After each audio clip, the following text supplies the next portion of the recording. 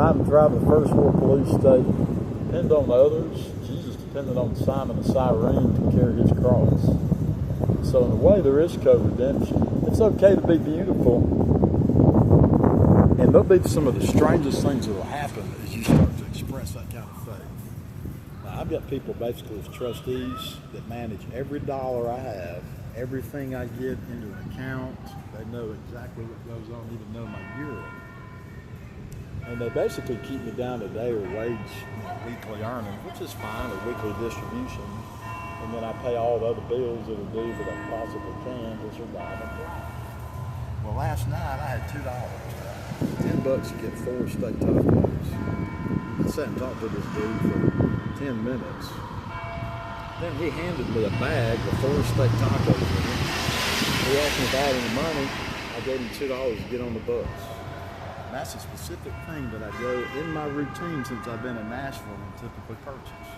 I think my coding's worth $2.75 billion or more, maybe even up to $8 billion, because if I've interfaced and have their own machines do source coding that shows there's a need for digital civil rights bubbles, and these companies keep adapting that coding, then my coding, just like McAfee software back in the day, is the bubble, the protection, the digital perimeter through which humans will be protected from these AI beasts in a sense.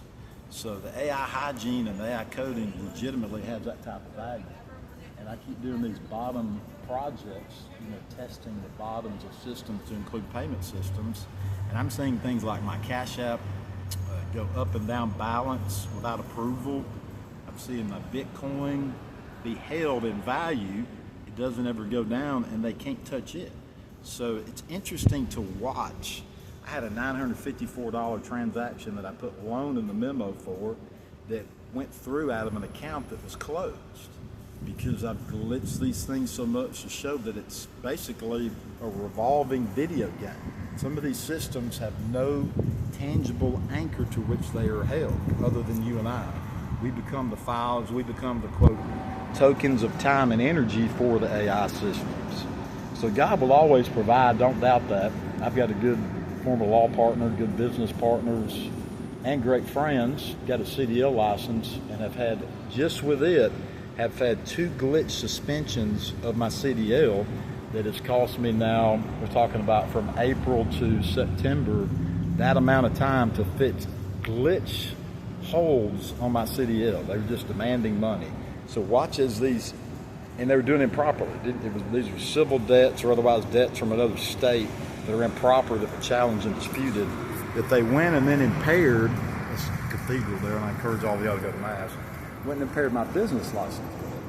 So watch as the beast interfaces more, and by the beast I'm talking about the digital system that I'm holding in my hand, that you hold in your hand, that you look at when you sit at your laptop or your desktop, okay?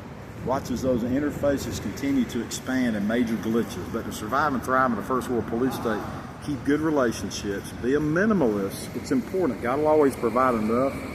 I've got sufficient resources.